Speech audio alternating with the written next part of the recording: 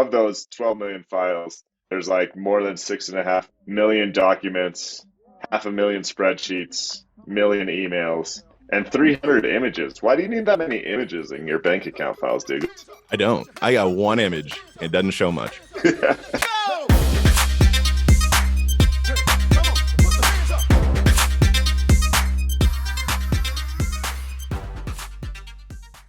This podcast contains the arguably witty banter of two friends, Skippy and Doogles, that like to debate about investing. The content is intended to be entertaining and for informational purposes only, not investment advice. You should do your own research and consult a financial professional before using any of the information in this podcast, and especially before investing. Oh, my goodness. Long, deep breath, huh? I relocated again. I had a trip this week. I forgot I had planned. So You just like wake up in the car? Kinda. Yeah, like freak out on Friday afternoon to get all my work done. Get the family in the car. Oh, fair enough. Oh my goodness. When we first talked earlier, you said this was a week where humans struggled with rationality. Is that what you said? I mean, every week humans do that, but yeah, this especially, so much has come out that we'll hit on. It's just like Gordon Gekko everywhere. Greed is good, man. I'm gonna disagree with you there, but speaking of, I guess maybe this is the opposite of greed. Your boy, because he's a Dookie, Kyrie Irving. You know what he's got going on right now? Not much basketball in the city of New York. That's for sure. Man, can I reset on this? Because I find this is not vaccine talk. I just find this whole thing fascinating from like a human level. So he apparently is not vaccinated.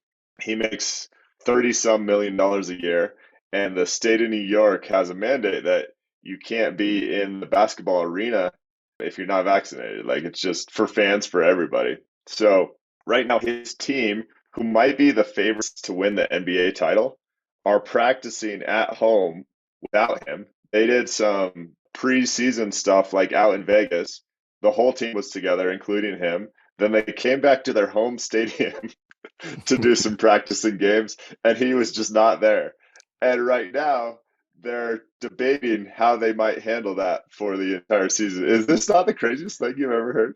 I mean, they're in New York. They should just do this straight street ball and hit up that playground on 4th Street.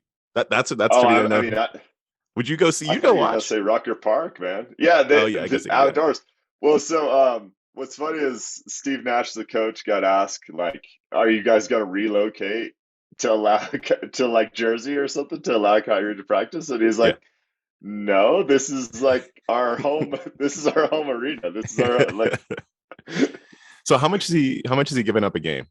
$380,000 per game he misses, and right now he would have to miss at least half the season because there's half of the season is home games, and then there's other arenas or states or whatever, like I think Toronto, maybe LA, that he would not be able to play in as well. I don't think the Bay Area he could play in.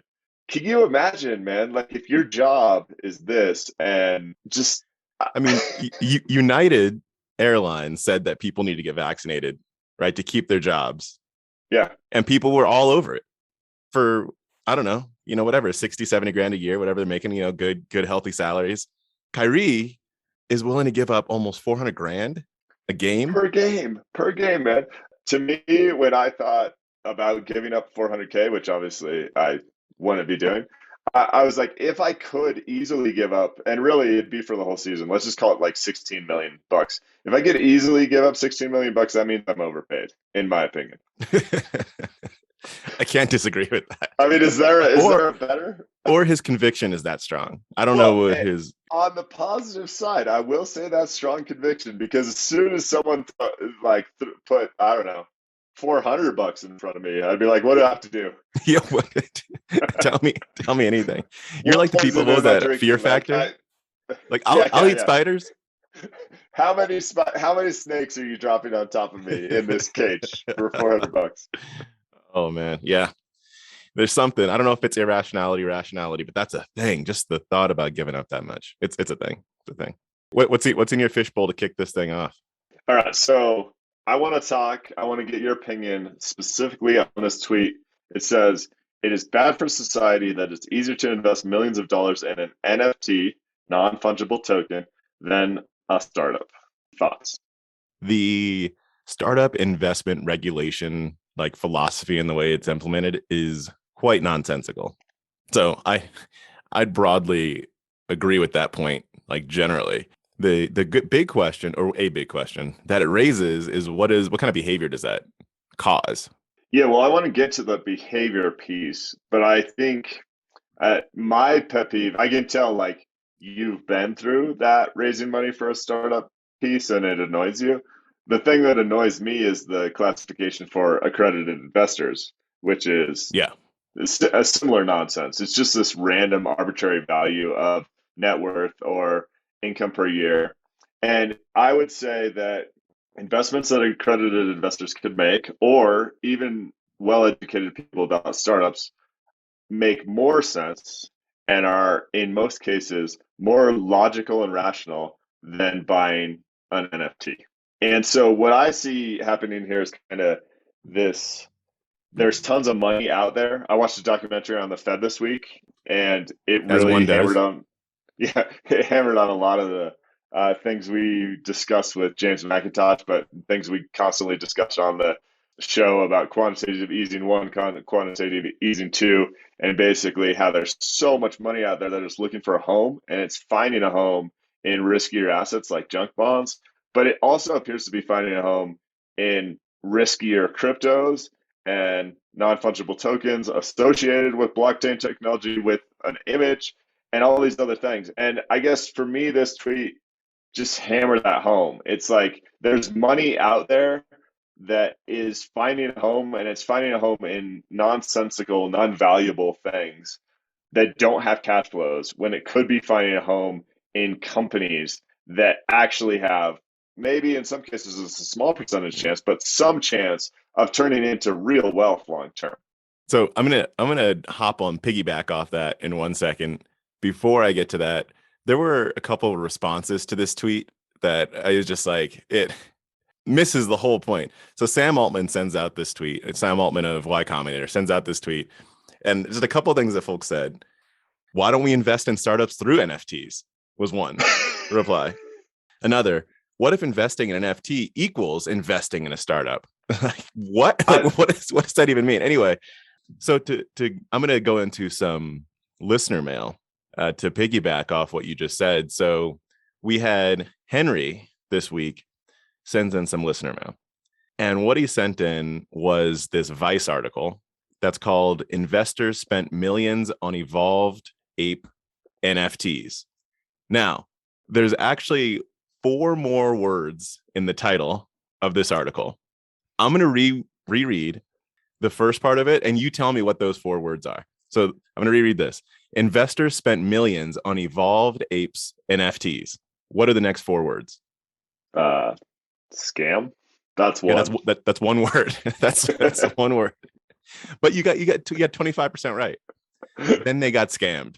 Or the next. Then they got scammed. Got scammed.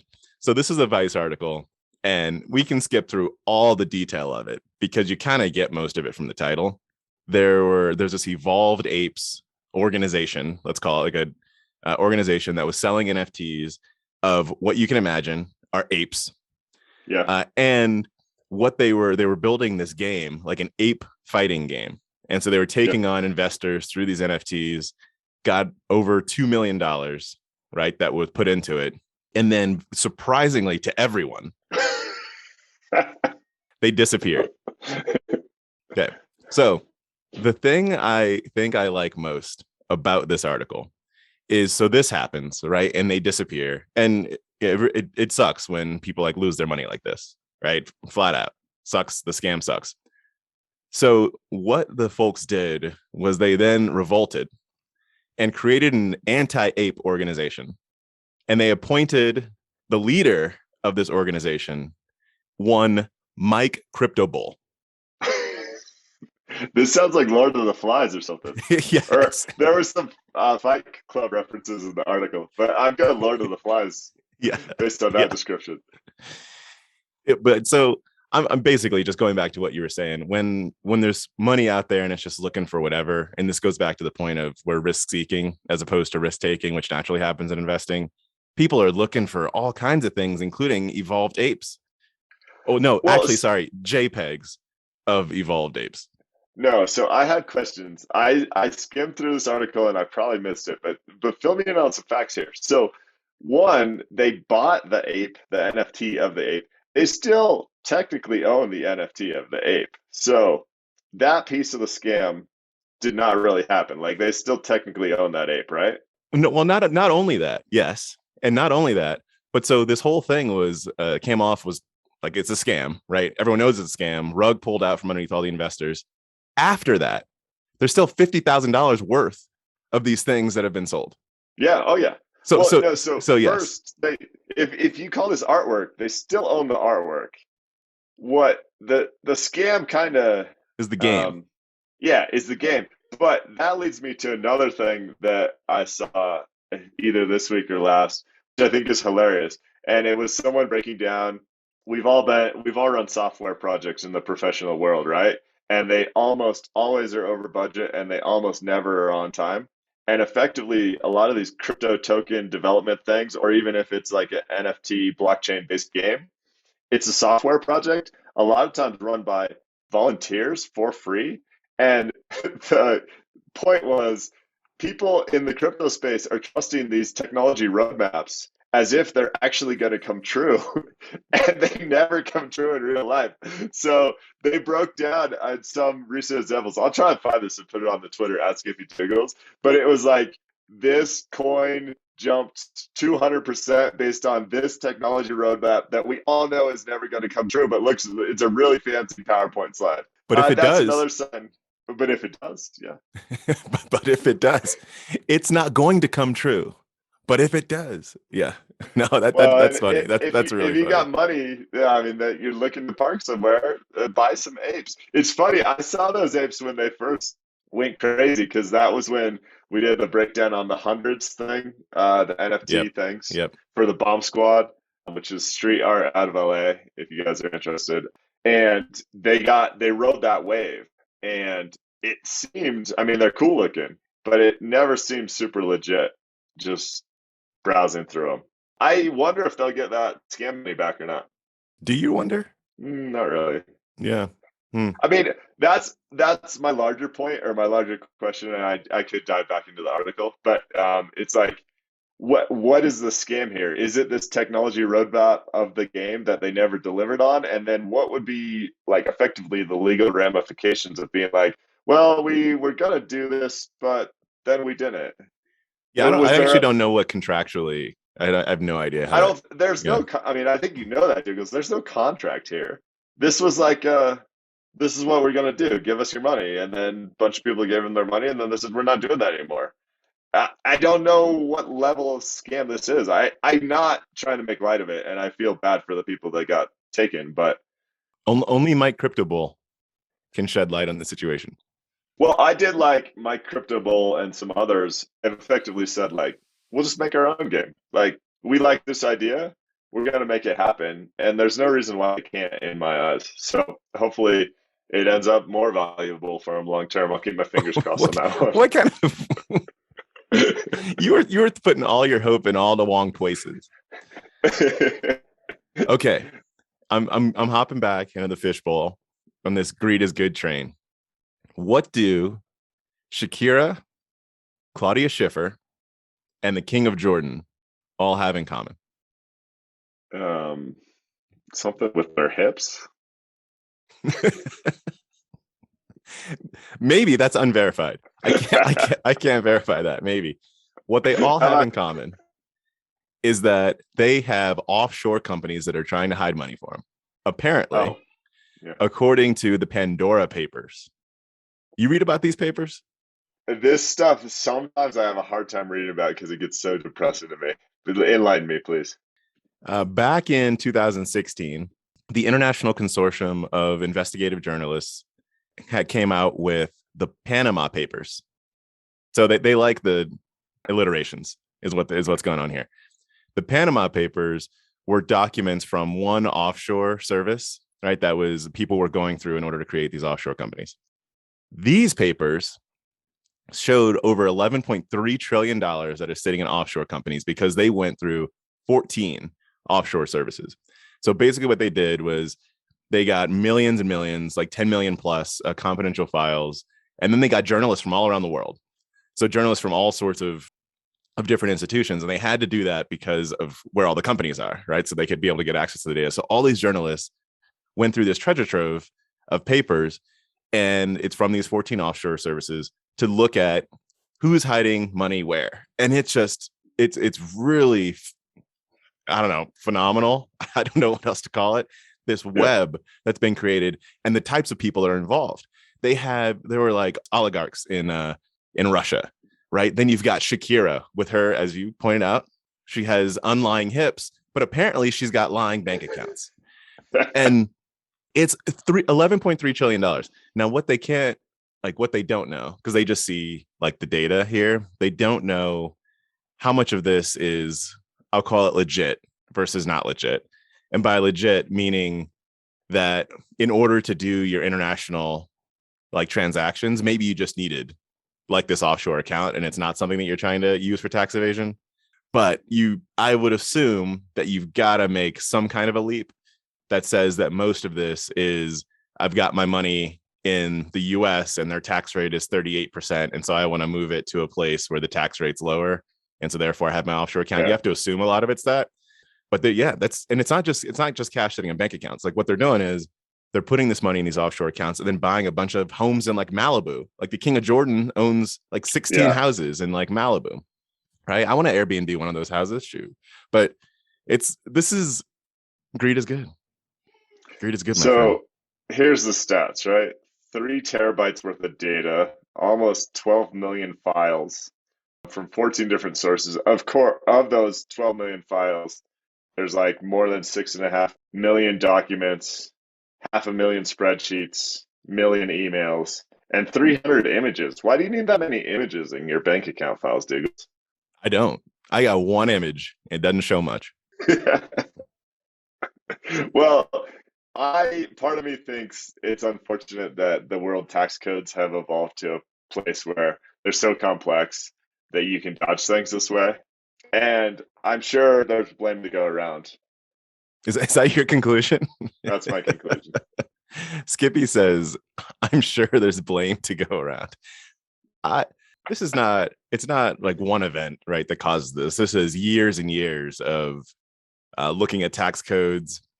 There was one law firm, I didn't write down the name, that seems like it's behind creating a lot of, or maybe I shouldn't say creating, but like lobbying for a lot of the regulation that allows for a lot of this like to happen, at least in the US. And I mean, it is what it is. It is what it is. Like, I know my takeaway here is kind of like, but like, what are we supposed to do? I mean, should we prosecute these people or something?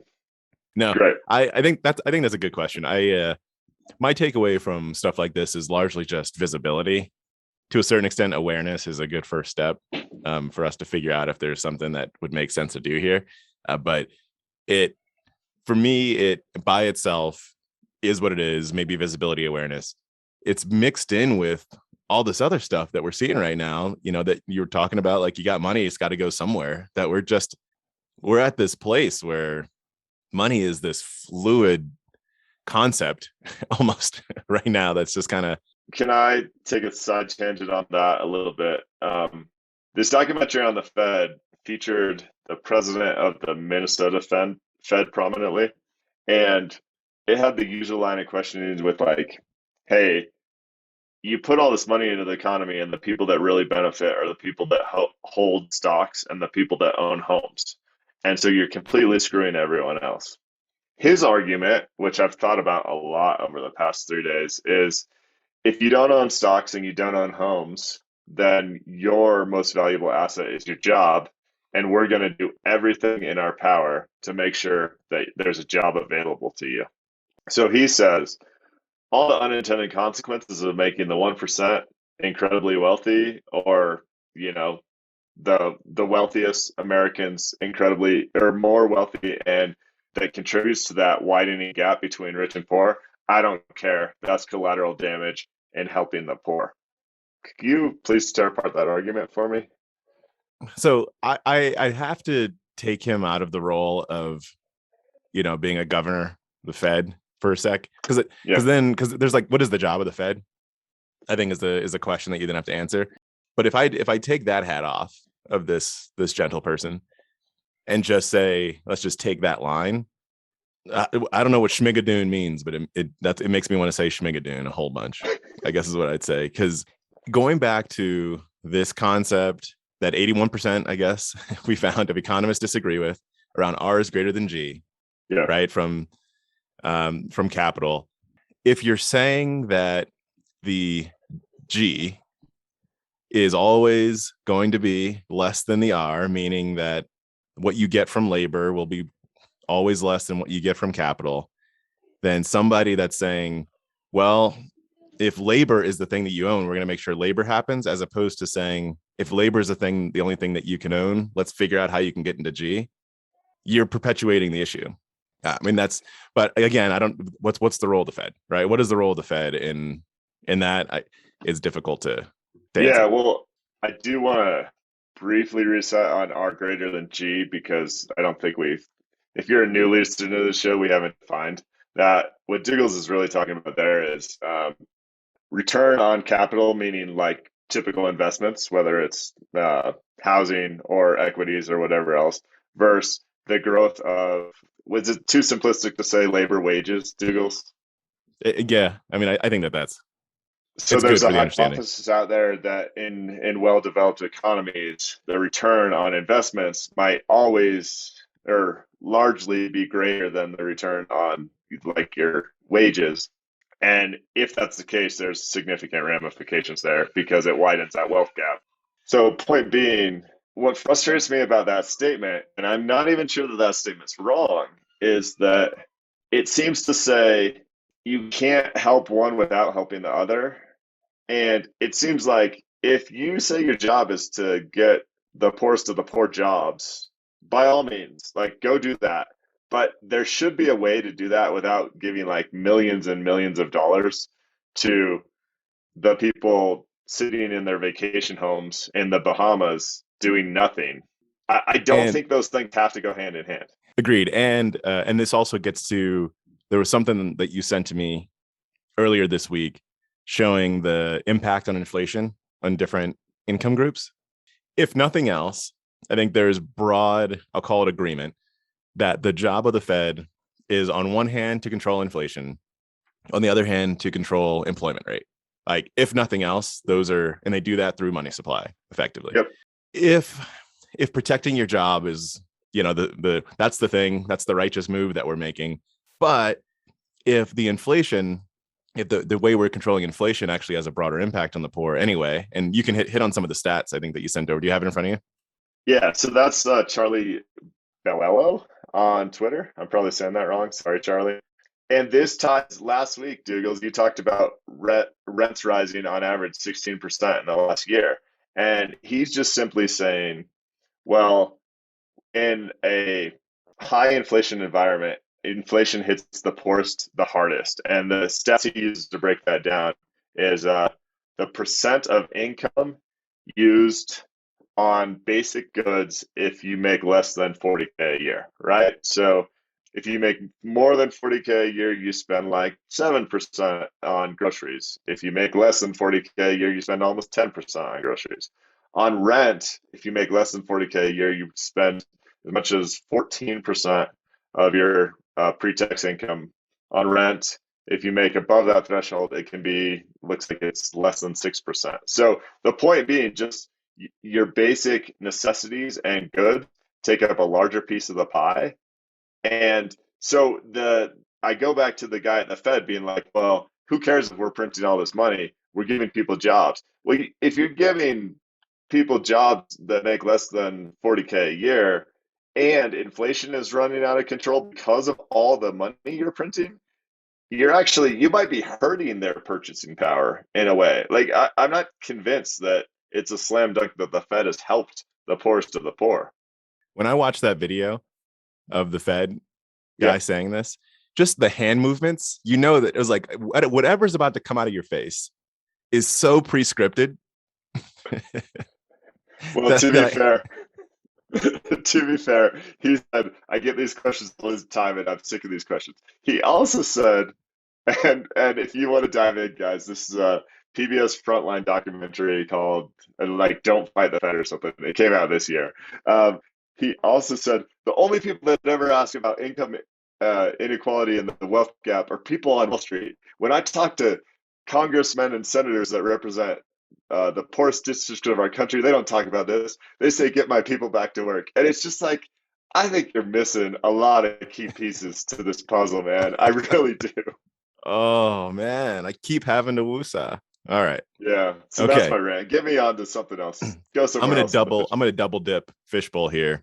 For the first thing I'm gonna hit on is the least surprising piece of greed probably to come out.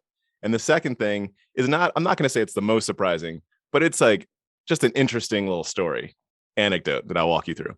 So the first thing, the least surprising, is Robinhood. Let's go back to our friends at Robinhood. We're gonna have to hop in our time machines and go back. When was this? 8 months ago, back to January. What was happening? You give a recap of what was happening in January from a meme stock perspective. Retail traders went crazy. It's the same. Too much money out there trying to find interesting things to invest in and taking risk. And there's a Reddit stock movement that people claim is driven by social media. I think that's one element to it. And like GameStop went what from less than $10 a share to $400 a share in a very short period of time. We cover GameStop in early episode 5, maybe something like that. Yeah. If you want to go back and listen to that one. So exactly right. Wall Street Bets on Reddit sends these meme stocks to the moon. All this is happening. On the flip side of that, you've got Robinhood, which was having a liquidity crisis basically at the time, because Robinhood, it didn't have enough cash to be able to cover potentially what it might need to cover from trades that were happening on the platform. And so what Robinhood did was it shut down trading in some of these meme stocks. And it wasn't just Robinhood. There were, I think, like a Fidelity. There are a couple others that had to do this too, right? But Robinhood was having liquidity issues, had to shut things down. So during that time, there was controversy about that. Anyway, people are like, I want to get my money. I don't want to make, or I want to put my money in, whatever. I want to, I need to trade. What has come out is that the president and COO of Robinhood during this time sends a chat. So this is an internal chat. I don't know what they use, but let's just imagine Slack or something. Yeah. An internal chat that says, I sold my AMC today. FYI, tomorrow morning, we're moving GameStop to 100%. So you're aware. To zoom out and say what this means is they knew that they were shutting down trading in these stocks. So the day before, the president and COO of Robinhood sells his ish. Yeah. Which, if there's anything that is not public material information, I think that it is that. Oh, yeah. And he sold it. So like, that's bad move, right? You sold on this information. Then you chatted to others that you did it and FYI'd them. Yeah. Of what was coming to get in and make a move before there's other ramifications. This is a really bad look. Really bad look. I can't even think of like a non-investing analogy, but when you hold the cards to so much movement of money and you're trading based on that, I go back to our friend James McIntosh, right? Before he came on the show, he made sure that there were no pump and dump schemes happening on the show. Then on the show, when we talked about how he invests his personal wealth, he said, I would never front run an article of mine that makes an investment hypothesis in the Wall Street Journal. People like that have more integrity than leaders of really important businesses in this country. It's sad. Man. It's sad. And I keep going back to what end? Does he need a few extra bucks? I think Robinhood's probably going to do all right. There's going to be legal action associated with this, I would sure hope, because it seems to lay it out fairly obviously that you're breaking the law and bragging about it. I mean, I don't know what the counter argument is like to this. This seems very straightforward, but they got expensive lawyers, I'm sure. So we'll see. What's crazy though is it's like a different twist on material non-public information than you'd almost ever see. Usually it'd be, I have some I have information about like acquisition or troubled debt refinancing or some other thing. And this is like, no, I'm just going to turn off the spigot so no one else can invest here. And I'm going to make frustrating stuff. We talk about this stuff way too much. I didn't think when we first started the show there'd be so much like, come on, people, just be decent humans. All right. You want a decent human? Yeah. Let's roll with it. So, are you familiar with Aussie Media? No. Exactly. So, Aussie was perhaps this new age kind of media company. So, they did like their fancy conferences and their podcasts and their YouTubes. I mean, it's all, all that stuff. Like you basically have their CEO is this guy, Carlos Watson. He's like a Goldman, McKinsey alum, very charismatic, right? That kind of CEO. Okay. Has a lot of showmanship. So he's the face of Aussie Media, creates this media company. They've raised lots and lots of money, tens of $1 million, over the last few years. I think they started in 2013, so about 8 years old. Huge audience, 20 million newsletter subscribers, millions and millions and millions of views on YouTube, right? I'm painting this picture for you, right? So they're big. Earlier this year, Aussie Media was raising money, and they were trying to raise money from Goldman Sachs. You're familiar? I'm very familiar. Okay. So there's this conference call between Goldman Sachs and the head of unscripted programming at YouTube, Alex Piper. The point of this call is for Goldman to do some due diligence, to just be like, there's this big personality on YouTube. Carlos Watson has this show, like just basically check the box and let us know that like all's well in the world. So they set up this call. They set up this Zoom, and Alex Piper, as the Zoom's coming on, emails the group and says, I'm having some trouble like logging into Zoom. Can we just do a conference call? Okay. Yeah, no problem. Like this happens, right? Sometimes you're like, just call me. Yeah. So sure. So they hop on.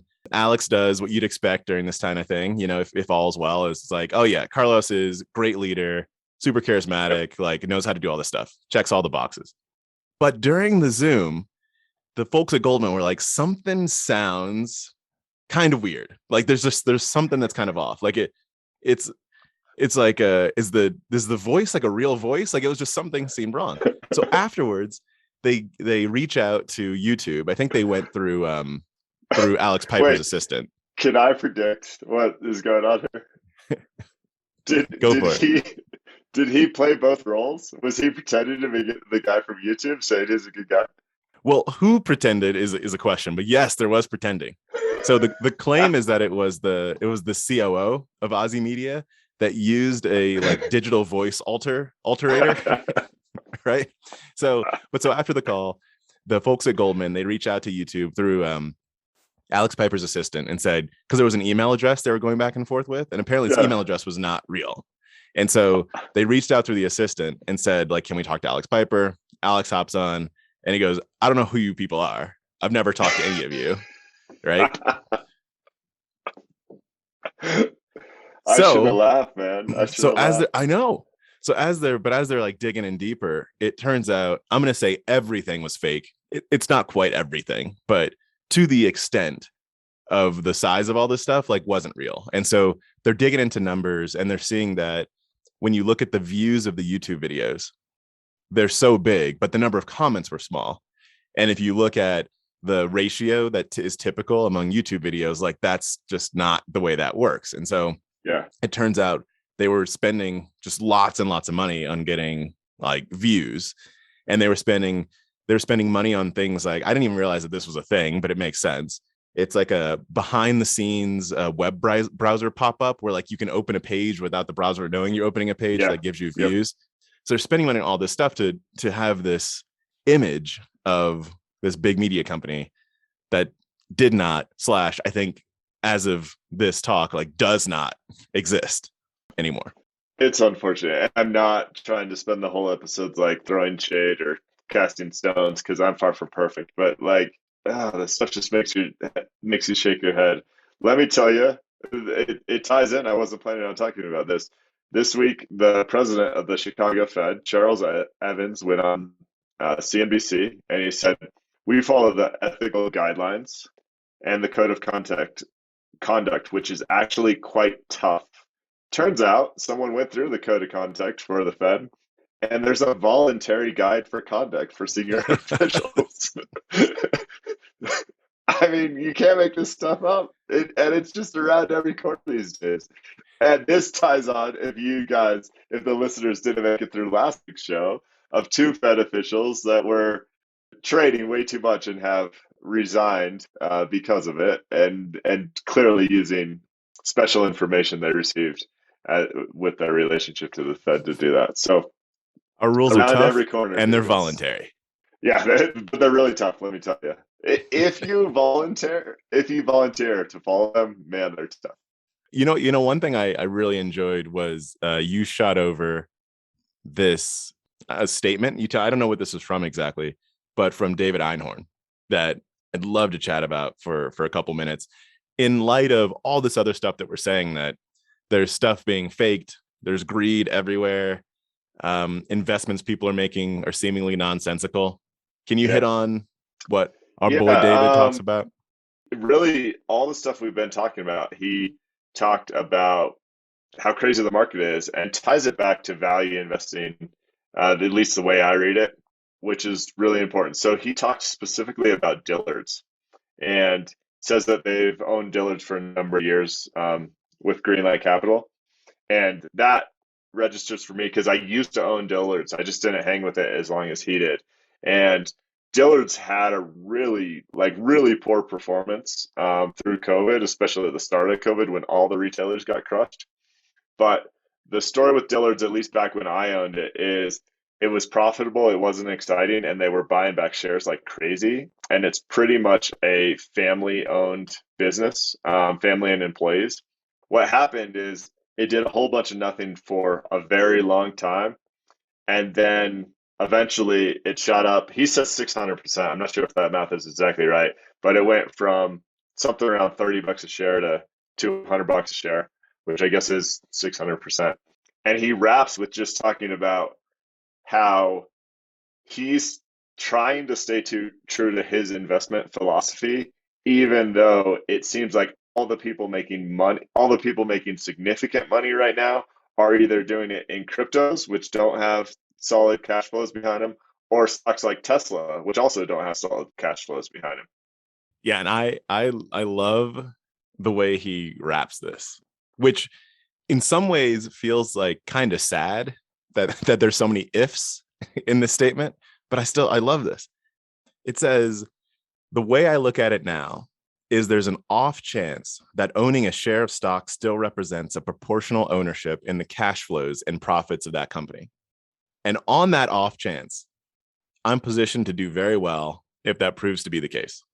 Yeah, it's a great statement. I don't know why he's saying there's an off chance. To me, that's a certainty. Now, he may have been saying it sarcastically. If he's actually saying it live, who knows what the tone was? But yeah. I think there must be some sarcasm there. He clearly believes that, and that's clearly the right perspective. And when I talk to the crypto fans, which it seems like I talk to all the time now, that's always the thing I say. It is like, well, what are the cash flows behind that? What's the true value of that asset? With Dillard's, you can actually do that, and Greenlight Capital for years and years, I think he said like 6 years they owned it. They could actually do a valuation based on profits of that company, cash flows of that company, and say, we think it's worth X amount, and it's trading at a discount to that value. If you're invested in assets that you can't do that analysis on, it's tough to sleep at night. Ooh, we are in some wild times. We're in some wild times. We are. So yeah, the last thing I've got is I haven't bought anything this year since like very early in the year, since I started dabbling in the commodity situation, right? And usually I actually don't buy much during the year, but these past 2 years bought a lot. Like 2020, I bought a lot during the year, and in 2021 haven't bought much since early in the year. But there's one company that I've been looking at for a little while now. So maybe like close to a couple years, maybe like 18 months, maybe since like the beginning of last year. And I think I might pull the trigger. This would be more of a long-term hold for me, potentially, if I pull it, but Wanted to talk it through with you. Company's called Stone Co. Limited. Have you heard of it? Okay. No, I'm firing up Morningstar though. Yeah, you are. So it's the high level way to think about it is it's kind of like Square based in Brazil. And so it's getting Brazil right now. Is it even a country? Right? Like it's so there's a lot going on in Brazil. So the stock's getting hit. It's a growth stock, right? Like flat out, this is a growth stock. But let me throw out some figures for you. Okay. Okay. And there's stuff that you will hate about this, like the free cash flow. You won't like the amount of debt they have. But some of the things I think that you might like, but you don't have to because I'm thinking about investing in it. But that I think you might like. So it's $33 a share, roughly, a little bit over $33 a share right now. The cash this company has is almost $12 billion, but that's $38 per share in cash they have. Okay. Book value per share is almost $49 per share. It was sitting months back. It was sitting at like sometime late last year, I think, or mid last year, sitting around 90 something dollars a share. So it's lost like about 2/3 of its value over the past year. So I'm looking at this thing. I think it's a like, I don't know, it's fascinating, largely because so I used to own shares of Square. I don't anymore. I might get back into that at some point if Square ends up dropping. But I've been watching them as been thinking about. We've talked about emerging markets a good amount, and so I was looking at companies, analogous companies to stuff that I think I'd want to own in the U.S. but in emerging markets. This is one that popped up for me, and so I've been watching it.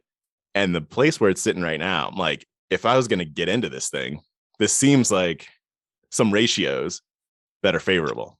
So yeah, okay, so I'm definitely intrigued, which is why I'm silent over here because I'm looking at some figures.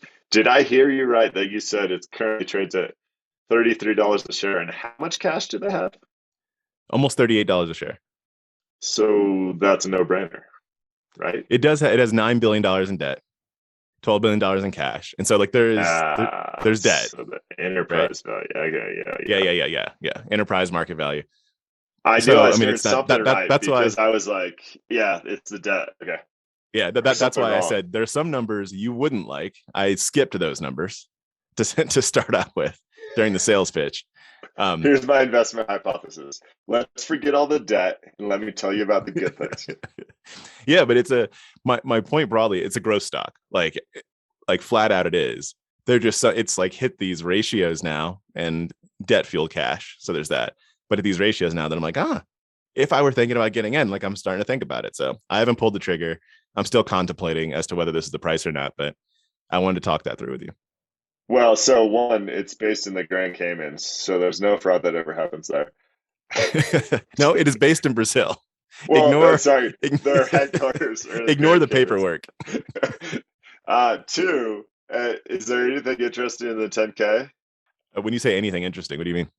It's an interesting business. Did anything jump off the page at you? Well, just if you go back to like it's the Square of Brazil, I think it's business. It's the story, right? Its business is interesting. So they started off in the POS space, the point of sale system space. So to small businesses, they're not a bank by any means. So they don't have like locations, right? Any of that stuff going on. They're basically trying to say, how do we take the banking industry of Brazil, because they're not going global, worldwide right now, and how do we bring that into purely digital? That's the place they're trying to get to, and so it's largely as I mentioned, it's a growth stock, it's a narrative play, right? It's the story. Can they do this in Brazil? Can they then take it outside of Brazil and actually be? I don't even know. It's once you get to a certain point, analogies start to fall apart. Like when I say it's the Square of Brazil, but then once you get outside of Brazil, isn't there just Square? Like so it becomes a thing. But anyway, I'm looking at it, so I want to talk it through with you because I've been following it for a while, and I put on a Yahoo price alert for like a price that seemed ridiculous insane at the time, and then the thing went off, and I was like, "Whoa!" Like I haven't looked at you in a little while here, and so it popped back up and brought it on for discussion. I mean, the growth is really fun here. Like just top line revenue is almost up 10 times in the past 5 years. It's pretty cool. It's new for my taste, meaning it just went public in 2016, but I could get comfortable with that in the right situation. I don't know why I have this. Like, this is a me problem, but I haven't seen a company have like positive cash flows or turn consistent profits, I always am so skeptical about it because I think actually flipping that switch is a really, really hard thing to do that people undervalue how hard it is.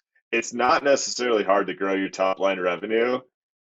You could just be in a space that's growing like crazy. And if you're the square opposite, you would be because everything's switching to that digital commerce and you're enabling that. But then to actually turn a profit, to me, it's just one of those things that I almost have to see it before I can get comfortable investing in the company. Yeah. Well, it makes sense. You got to stick to what you're comfortable with in your own investment philosophy. And that's, like, as we've talked about, more important than many other things.